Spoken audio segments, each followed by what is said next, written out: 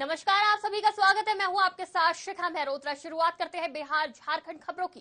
सदर थाना क्षेत्र के बरसा कुंबाटोली गांव जमीन विवाद को लेकर बुजुर्ग की धारदार हथियार से गला काटकर निर्मम हत्या कर दी गई, जिसके बाद स्थानीय लोगों ने मामले की जानकारी पुलिस को दी। वहीं मौके पर पहुंची पुलिस ने शव को कब्जे में लेकर पोस्टमार्टम के लिए भेज दिया है और मामले की जांच में जुट गई है। बताया जा रहा है कि पिछले 2 सालों से जमीन को लेकर विवाद चल रहा था। घर में जाके देखे तो पापा मतलब खिड़की खोले, पापा एक्सपायर कर गए, मतलब उसको टांगी से मार दिया गया। फिर उसके बड़ी मम्मी को बुलाए तो पता चला कि मारने वाला मेरा भाई लोग है और मेरा मतलब बड़ा पापा का भाई लोग है। किस लिए मारा है?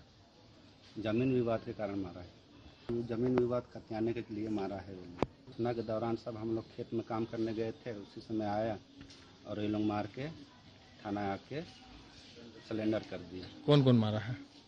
बीरिया उराव, मंगन उराव, चिऊ उराव। जमीन विवाद करीब 2 साल से चल रहा है।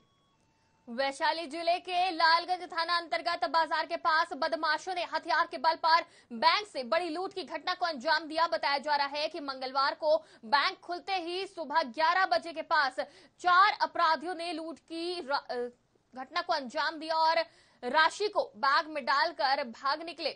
जिसके बाद सूचना मिलते ही पुलिस अधिकारी मौके पर पहुंचे और मामले की जांच पड़ताल में जुटे। बता दें, करीब 1 करोड़ से ऊपर की लूट की रकम को चोर लेकर फरार हो गए। बैंक मैनेजमेंट के द्वारा बताया जा रहा है कि करीब 1 करोड़ रुपए की लूट हुई। 4 या 5 अपराधी, 4 तो अंदर दिख रहे हैं, एक बाहर रहने की बात भी आ रही है।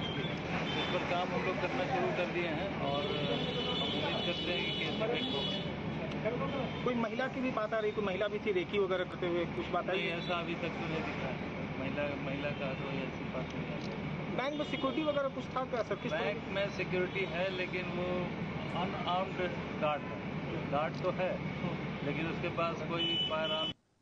हजारीबाग शहर के बंसीलाल चौक में एक दूध देने वाले ने मौका पाते ही 12 लाख रुपए का सोना चुरा लिया।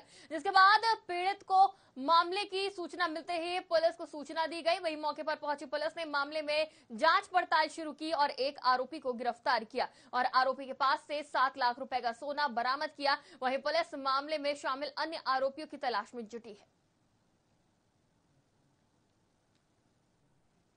हजारीबाग में झारखंड प्रदेश कांग्रेस कमेटी के अध्यक्ष ने निर्देशानुसार आदिवासी महिला के साथ मणिपुर में हुई शर्मनाक घटना के खिलाफ पुराना समाहरणालय पर इंडियन नेशनल डेवलपमेंट अलायंस गठबंधन के तत्वाधान में 1 दिवसीय धरना दिया।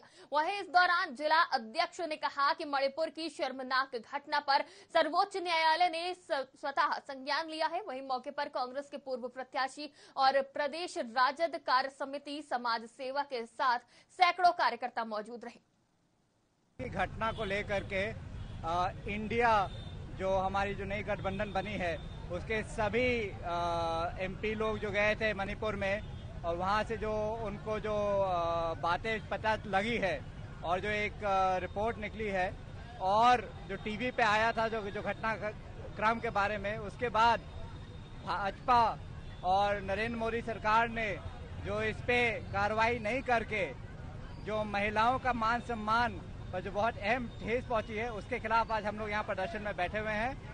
आज पूरे देश ही नहीं पूरे विश्व में मणिपुर घटना की निंदा हो रही है, लेकिन हमारे प्रधानमंत्री जो कहते हैं कि सबका साथ और सबका विकास और सबका विश्वास, इन्होंने तोड़ने का जो काम किया है, आज पूरे देश में जनता सड़कों पर उतरकर खुला विरोध कर रही है। मणिपुर की घटना हमें ये दर्शाता है कि आधी आबादी महिला सुरक्षित नहीं है। इतना जघन्य अपराध और उसके बाद भी हमारे प्रधानमंत्री विदेशों में घूमकर डंका बजा रहे हैं और अपनी मां बहन की इज्जत और असमत लूटी जा रही है। उस पर केंद्र में बैठे हुए गृह मंत्री और हमारे प्रधानमंत्री जो देश को चला रहे हैं, अडानी और अंबानी के इशारे पर आज पूरा देश मर्माहत है। जमशेदपुर में पूर्व घोषित कार्यक्रम के तहत 3 दिवसीय निशुल्क कृत्रिम अंग प्रत्यारोपण शिविर का आयोजन किया गया, जिसमें दूर दराज के क्षेत्रों से आए लोगों ने अपना रजिस्ट्रेशन कराया। बता दें 3 दिवसीय ये शिविर 3 अगस्त तक चलेगा। आयोजनकर्ता के अनुसार शिविर का उद्देश्य ऐसे लोगों के चेहरे पर खुशी लाना है जिन्हें समाज अपने आप से अलग समझता है, और उन्होंने कहा कि दिव्यांग महिला पुरुष इस कृत्रिम अंग को लगाकर एक सामान्य जीवन जी सकते हैं। मारवाड़ी युवा मंच श्री शाखा द्वारा आज 3 दिवसीय निःशुल्क कृत्रिम अंग प्रत्यारोपण शिविर का शुभारंभ हुआ है। आज के में यह कैंप का मकसद है कि ज़्यादा से ज़्यादा लोगों को ये लाभान्वित हो। 4 राज्य से लोग आए हैं, चाहे बिहार से हो, उड़ीसा, वेस्ट बंगाल और झारखंड के दूर दूर दराज से लोग इस कैंप की सूचना मिली है और वो पंजीकरण करा के वो आए हैं। इस कैंप में हम निःशुल्क हाथ, पैर, कैलिपर्स, बैसाखी और कान से सुनने वाली मशीन श्रवण यंत्र दे रहे हैं। इस कैंप की खास बात यह है कि इसमें आप कोई शुल्क नहीं लिया जा रहा है और दूर दराज से भाई लोग आए हुए हैं। उनकी रहने की व्यवस्था, तीनों दिन की खाने की भी व्यवस्था की गई है। पैर में मेरा थोड़ा सा जख्म था, तो बहुत जगह डॉक्टर को दिखाया तो ठीक नहीं हो पाया, तो उसके चक्कर में पैर काटना पड़ गया। तो पैर काटना पड़ गया तो सुनने में आया था कि यहाँ पे नकली पैर लगाया जा रहा था, तो इसलिए हम यहाँ पे आए लगवाने के लिए। इससे पहले कभी ट्राई की होगी, कहीं कहाँ लगता है, क्या लगता है? नहीं, वैसे तो ट्राई नहीं किए हैं। सीएम फंड से हम अप्लाई किए थे पैर के लिए, तो वो पैर मेरा बन चुका है, तो फिर सोचे थे कि यहाँ पे भी आके देख लेते हैं पैर अच्छा है या नहीं। पैर का तो नाप दे दिए हैं, आप कल ही मालूम चलेगा, पैर लेने आएंगे तो कैसा पैर है तो कल ही देखेंगे।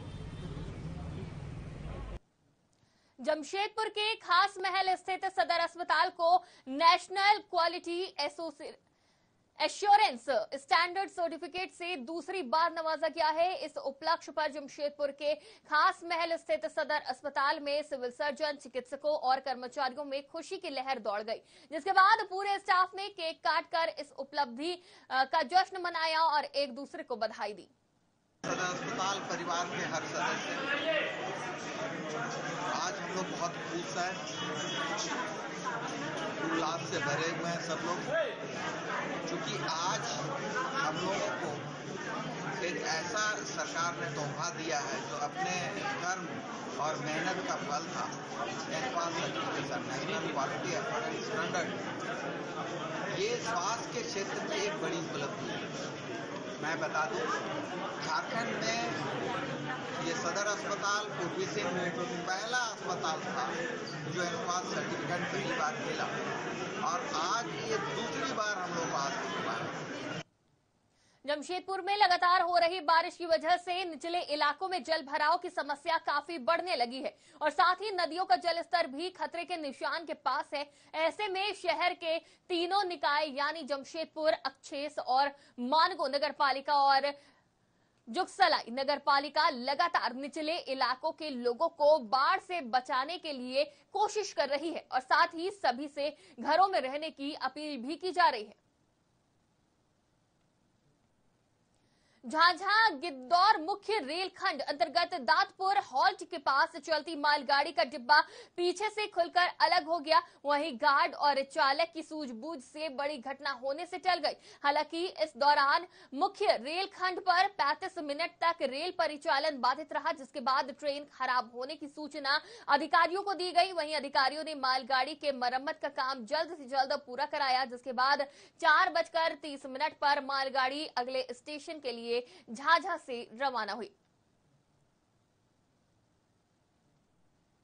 लातेहार में विपक्षी गठबंधन ने हिंसा प्रभावित मणिपुर में महिलाओं को निर्वस्त्र घुमाने की घटना के विरोध में राज्यव्यापी प्रदर्शन करके राज्य में राष्ट्रपति शासन लगाने की मांग की है। बता दें, प्रदर्शन कार्यक्रम माको डाक बंगला से शुरू होकर पूरे शहर का भ्रमण करते हुए संभरालय में समाप्त हुआ। वहीं इस दौरान झामुमो जिला अध्यक्ष ने केंद्र और मणिपुर की डबल इंजन सरकार पर जमकर निशाना साधा।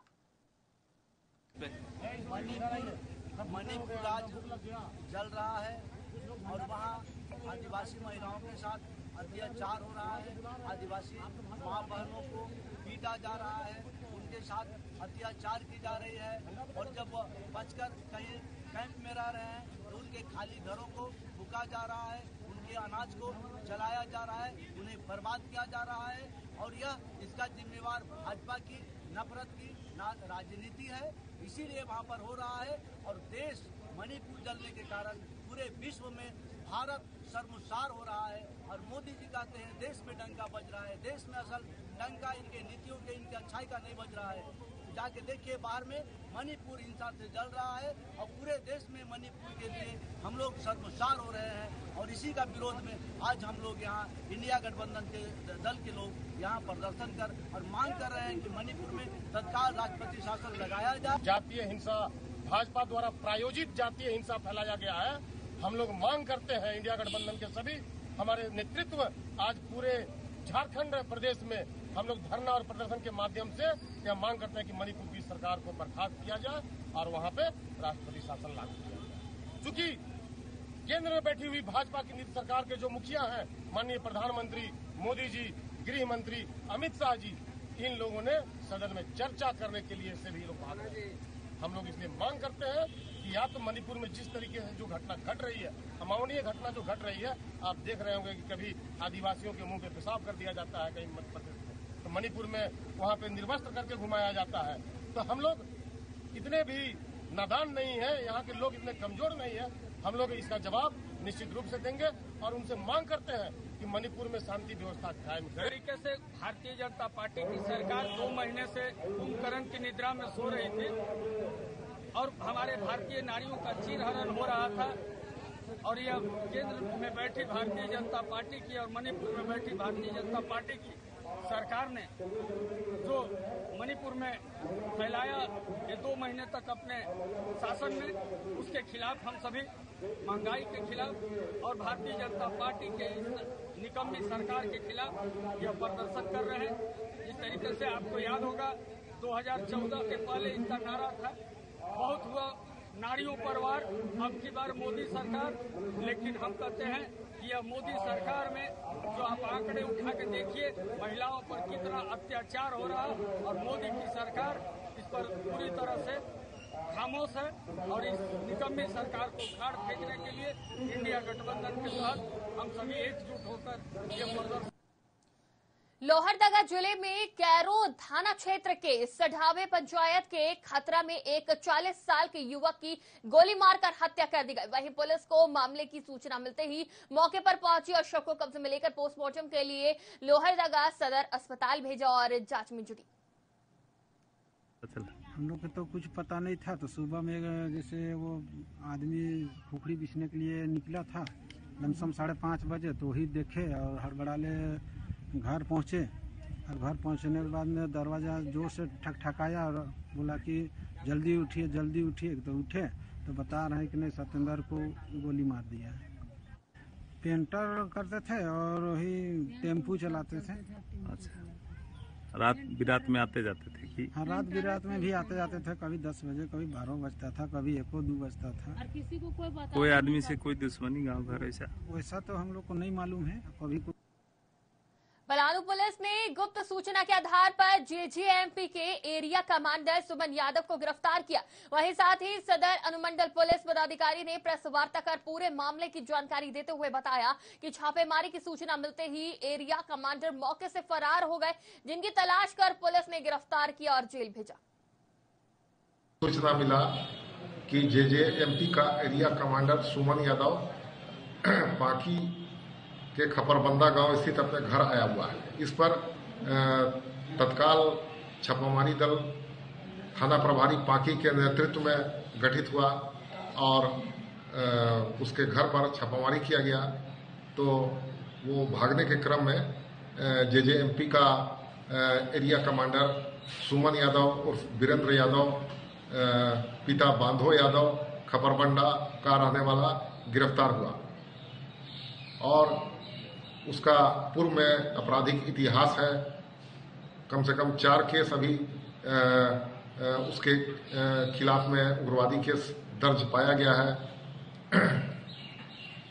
इस छापामारी दल में थाना प्रभारी एसआई कुंदन कुमार पासवान तथा सशस्त्र बल की टीम शामिल थी। अग्रतर कार्रवाई की जा रही है और हथियार भी बरामदगी का मणिपुर में महिलाओं के साथ हुई हिंसा को लेकर पलामू में जोरदार विरोध प्रदर्शन किया गया और इस दौरान इंडिया गठबंधन के दलों के द्वारा केंद्र सरकार के खिलाफ जमकर नारेबाजी की गई और साथ ही झामुमो, आम आदमी पार्टी, राजद समेत अन्य कई दल के नेताओं ने सड़क मार्च कर मोदी सरकार पर जोरदार निशाना साधा और पलामू उपायुक्त शशि रंजन के माध्यम से राष्ट्रपति के नाम ज्ञापन सौंपा। आज मणिपुर राज्य में वर्तमान स्थिति पर पूरे मणिपुर राज्य सरकार एवं केंद्र सरकार का चुप्पी ये बताता है कि इसमें ये जो घटना घटी उसमें भाजपा का हाथ है और जब तक इसकी ये घटना जो है पूरे देश को शर्मसार करने का काम किया है और जब तक इस घटना में जितने लोग जो है वो दोषी उसको नहीं सजा मिलती है तब तक हम लोग इंडिया घटक दल के जितने भी नेतागण हैं हम लोग आंदोलन करते रहेंगे, क्योंकि हम लोग आंदोलन का उपज है, हम लोग आंदोलन की पार्टी है और हम लोग आंदोलन पर विश्वास रखते हैं। जब तक ये मोदी सरकार को हम लोग उखाड़ नहीं फेंकेंगे 2024 में तब तक हम लोग चैन के साथ बैठने वाले नहीं है। आज पूरे प्रदेश में इंडिया गठबंधन के नेतृत्व में मणिपुर के घटना को लेकर विरोध प्रदर्शन किया गया। उसी कड़ी में आज पलामू जिला में इंडिया गठबंधन के सभी घटक दल के सम्मानित नेतागण उपस्थित होकर मणिपुर की घटना का निंदा करती है। मणिपुर में जो घटना घटी है ये निश्चित रूप से भारतीय जनता पार्टी के एक षड्यंत्र का उपद है, क्योंकि आज इन लोग कहते हैं डबल इंजन की सरकार। मणिपुर में किसकी सरकार है? मणिपुर में भारतीय जनता पार्टी की सरकार है। केंद्र में किसकी सरकार है? मोदी सरकार, भारतीय जनता पार्टी की सरकार है। अभी तक देश के प्रधानमंत्री ने एक लफ्ज नहीं बोला। ऐसे प्रधानमंत्री पर हम लोग को धिक्कार है। 130 करोड़ की जनता आज देश के प्रधानमंत्री पर धिक्कार कर रही है, क्योंकि आज महिलाओं पर जो अत्याचार हो रहा है वो पूरा दिन भारतीय जनता पार्टी, जिस प्रकार मणिपुर की प्रत्येक दिन करीब 3 महीना से उस प्रदेश जल रहा है और देश का प्रधानमंत्री के जबान से एक लफ्ज नहीं। राजद के प्रदेश अध्यक्ष जगदानंद सिंह ने पटना हाई कोर्ट के द्वारा जातीय जनगणना मामले पर सरकार के पक्ष में राहत दिए जाने को लेकर फैसले का स्वागत किया और उन्होंने कहा कि ये लोकतंत्र की जीत है और साथ ही उन्होंने जातीय जनगणना को आवश्यक बताया और कहा कि जातीय जनगणना होने से सभी समाज के लोगों को फायदा होगा और सभी के लिए योजनाएं बन सकेंगी। वहीं इस दौरान उन्होंने भाजपा पर भी कटाक्ष किया और जनगणना में एक कॉलम जोड़ करके उसकी आर्थिक स्थिति, सामाजिक स्थिति, पिछड़ापन और शैक्षणिक योग्यता के आधार पर कि कौन समूह है जो बिल्कुल समाज के लिए त्याज्य बना हुआ है, जिन्हें सदियों से अधिकार नहीं मिला, सदियों से उनको अनाथ बना के रखा गया है। प्रकृति ने उनको अनाथ नहीं बनाया था, भारत की व्यवस्था ने सदियों से उनको अनाथ बना कर रखा। कभी शूद्र कहा, कभी अछूत कहा।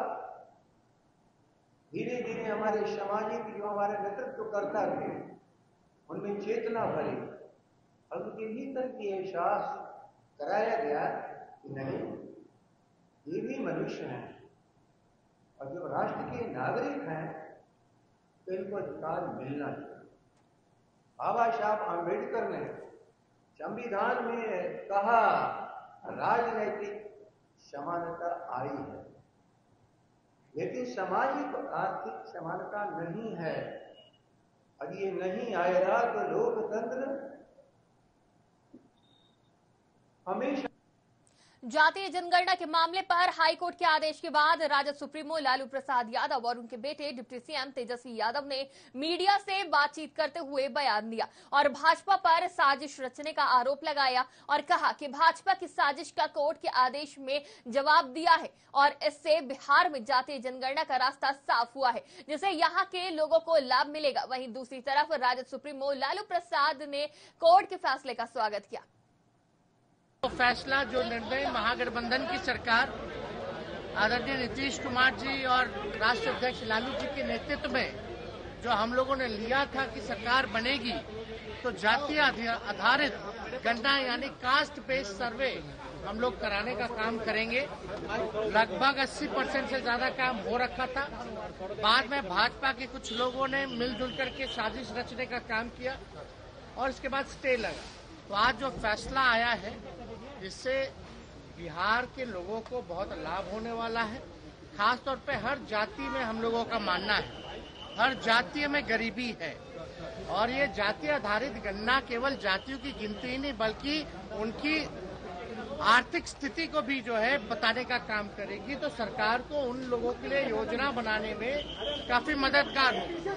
जो लोग रिक्शा चलाते हैं, जो लोग मजदूरी करते हैं, जो लोग भूमिहीन लोग हैं, जो नाला का सफाई करते हैं, जो लोग भीख मांगने का काम करते हैं, ऐसे जो गरीब हैं उनकी गरीबी का पता करके हम लोग जो है उनके लिए योजना कार्ड बना करके उनके लिए काम करेंगे। और आप सब लोगों को पता था, इसको लेकर के हम लोग मुख्यमंत्री जी के नेतृत्व में हम लोग सब लोग प्रधानमंत्री से भी मिलने गए थे, क्योंकि बिहार सरकार या राज्य की सरकारें सेंसस नहीं करा सकती हैं, कास्ट सेंसस नहीं करा सकती थी, इसलिए हम लोग सर्वे करा रहे हैं। अब तो हम लोगों की मांग होगी कि देश भर में जो है जातीय गणना जो है वो करानी चाहिए ताकि देश के लोगों को जो है फायदा हो।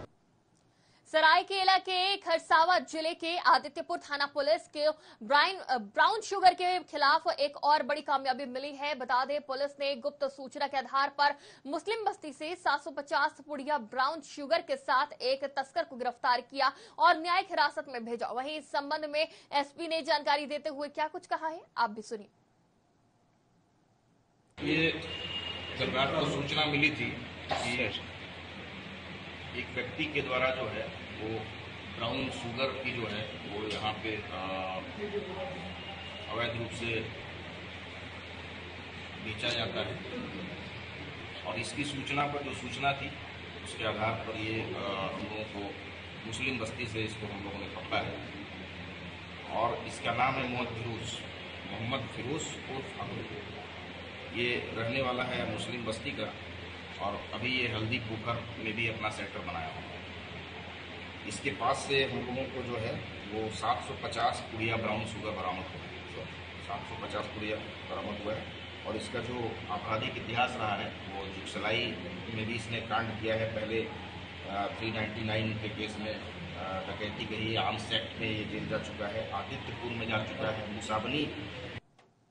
सरायकेला के खरसावा जिले के आरआईटी थाना पुलिस ने हाईवा चालक तिलक महतो हत्याकांड का खुलासा करते हुए 3 अपराध कर्मियों को गिरफ्तार कर न्यायिक हिरासत में भेज दिया है और पुलिस ने गिरफ्तारों के पास से एक देसी पिस्तौल, 2 मैगजीन और 5 जिंदा कारतूस के साथ अलग अलग कंपनियों के मोबाइल फोन बरामद किए हैं। वहीं इस संबंध में एसपी डॉक्टर विमल कुमार ने जानकारी देते हुए क्या कुछ कहा, आप भी सुनिए।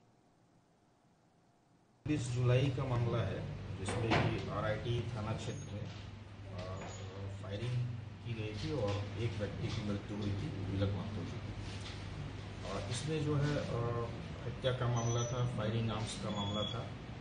इसमें पुलिस के द्वारा काफ़ी तेज़ी से अनुसंधान किया गया, इसका काफ़ी टेक्निकली किया गया है और इसमें वर्तमान में 3 अभियुक्तों को इसमें जो है कस्टडी में लिया जा चुका है। इसमें संजय कुमार महतो, शहजाद आलम और मोहम्मद शानी। इसमें अभी 2 व्यक्ति और हैं, सूरज और धोलू। इनकी भी गिरफ्तारी का प्रयास पुलिस टीम के द्वारा किया गया। सरायकेला के कपाली में बिजली विभाग की हालत जर्जर नजर आ रही है और जगह जगह बांस बल्लियों के सहारे बिजली के उपभोक्ता अपने घरों तक बिजली को ले जाने के लिए विवश है। ऐसे में बिजली विभाग पर बड़े सवाल उठ रहे हैं कि बारिश के समय ये किसी बड़ी घटना को दावत ना दे दे। वहीं स्थानीय लोगों ने इस समस्या को लेकर कई बार आवाज भी उठाई, लेकिन मामले में कोई सुनवाई नहीं हुई। बिहार झारखंड की खबरों में फिलहाल इतना ही। देश और दुनिया की तमाम खबरों के लिए बने रहिए और मुझे दीजिए इजाजत। नमस्कार।